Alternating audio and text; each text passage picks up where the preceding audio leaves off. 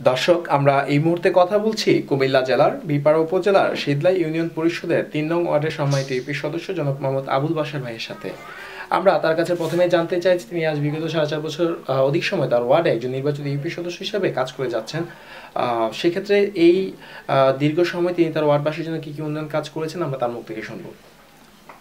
আমি বিগত মেম্বার পরিষদের হওয়ার পর আমি 4টা কালভার্ট এবং 3টা রিটার্নিং ওয়াল আমি কাজ করেছি এবং আমার স্ব ওয়ার্ডে যে চেয়ারম্যান যা আমাদের এই ইউনিয়ন পরিষদের থেকে আমরা যা বাগবন্টনে পাইছি আমি সুষ্ঠু মতে আমার পুরা গ্রামের লোকের সামনে নিয়ে সুষ্ঠুভাবে আমি বন্টন করেছি। আল্লাহর রহমত আমার এই বন্টনের মধ্যে কোনো গাফলিকতা নাই এবং কি আমার গ্রামের 5 জন সদস্য কর্মীকে নিয়ে আমি সব কিছু বন্টন করছি। আর দ্বিতীয়ত এই রাস্তার কাজ আমি দুইবার কর্মসূচি পেয়েছি, 3বার কর্মসূচি পেয়েছি। কর্মসূচির রাস্তাও ইনশাল্লাহ আমি আমার শীতলাই ইউনিয়নের মধ্যে আমি প্রথম ইনশাল্লাহ হয়েছি। আমার মাটি কাটা এবং কি লোকজনকে নিয়ে আমি যেই শ্রম দিয়েছি সব সময়, এটার মধ্যে আমার এই পরিষদের শীতলাই পরিষদের মধ্যে আমি ইনশাল্লাহ প্রথম হয়েছি।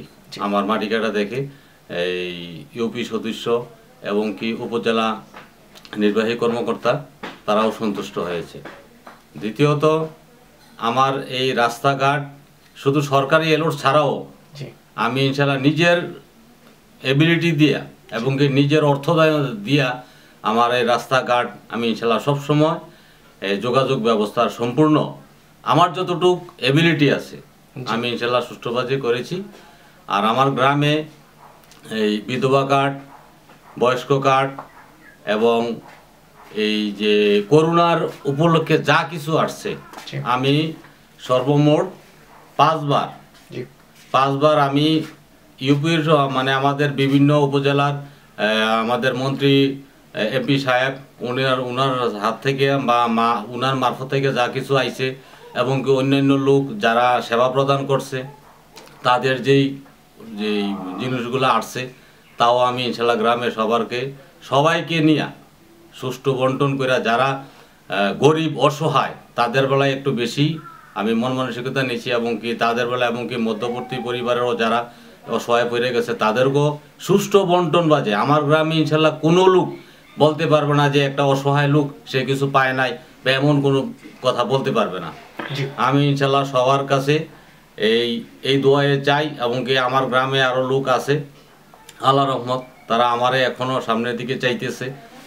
আমার গ্রামে ইনশাল্লাহ প্রত্যেকটা কাজে সব কিছু দিয়ে ইনশাল্লাহ সবাই সন্তুষ্ট এবং যদি গ্রামে কোনো কিছু একটু বিশৃঙ্খলা দেখা দেয় আমি সাথে সাথে এটা আইনের মাধ্যমে যাতে না যায় আমি দৌড়ে যে গ্রামের সাহেব সর্দারকে নিয়ে 10 জন নিয়ে একটা বৈঠক বৈশা বা আমার গ্রামের যে গণ্যমান্য ব্যক্তিবর্গ আছে তাদেরকে বৈশা নিয়ে সাথে সাথে ইনশাল্লাহ মিটমাট করে দেই।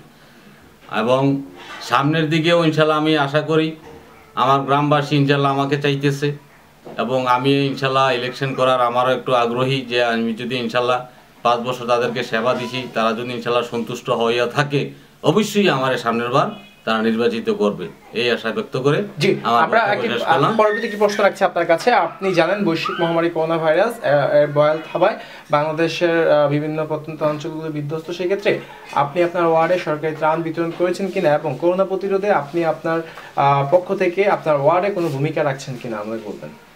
জি, আমি আমার এই করোনার উপলক্ষে যে ত্রাণগুলো আসছে আমি তাদের এই আইডি কার্ডের ফটোকপি এবং তাদের মোবাইল নাম্বার আগে চাইছে আমরা সব কিছু যারা যারা প্রাপ্য আমি গ্রামে পরিবেশন করে ঘরে ঘরে মানুষকে জিজ্ঞাসা করে বা কেউ একটু অসহায় আছে সে আমার কাছে আইসে একটা আবদার করে এইসব লোকগুলোকে আমি এই ত্রাণ যতবারে আসছে আমি সুষ্ঠুভাবে বন্টন করছি।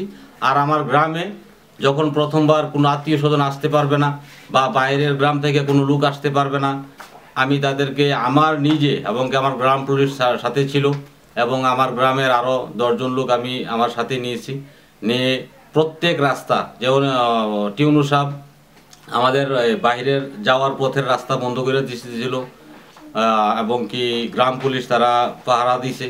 আমি সব জায়গায় তাদের উপস্থিত রাখিয়া মানুষকে বুঝ দিয়া, এবং কি 2জন মানুষ বা 5জন মানুষ যদি একত্র না হয় এবং দূরে দূরে থাকে, অন্ততকে 2-3 ফুট দূরত্ব বজায় রেখা যে তারা চলাফেরা করে।